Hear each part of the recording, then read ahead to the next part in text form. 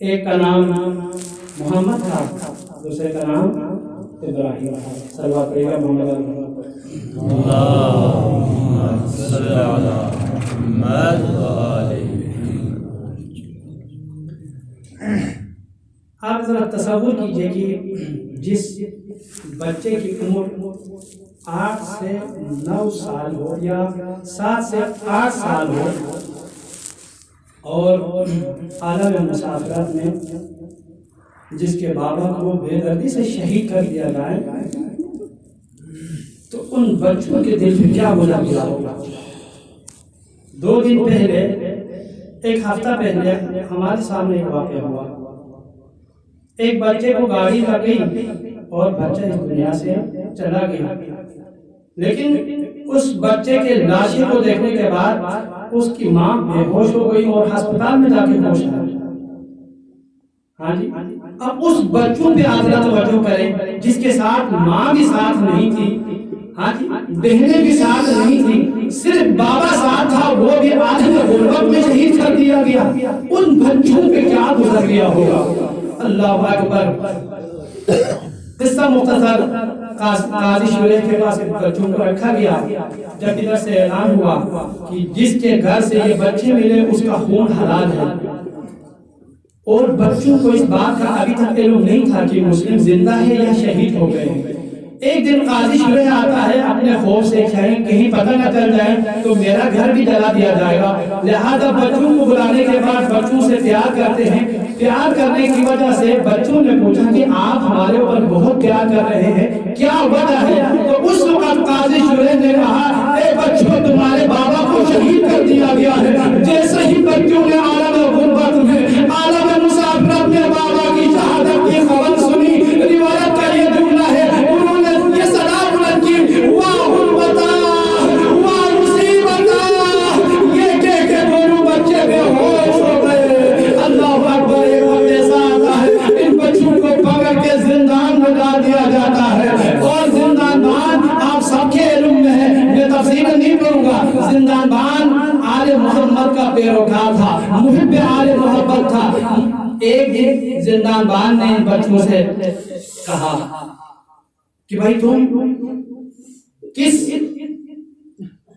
خاندان سے تمہارا تعلق ہے؟ زندان کی مصیبت آپ سب نے سنی ہوئی ہے۔ کھانا اتنا آتا تھا، کہتے ہیں کہ روایت کا یہ جملہ ہے کہ اس میں آٹا کم ہوتا تھا اور پتھر زیادہ ہوتا تھا، اور پانی ایک کپ پانی ان کو ملتا تھا۔ پھر لیکن دونوں بچوں کو علیحدہ علیحدہ زندان میں رکھا گیا۔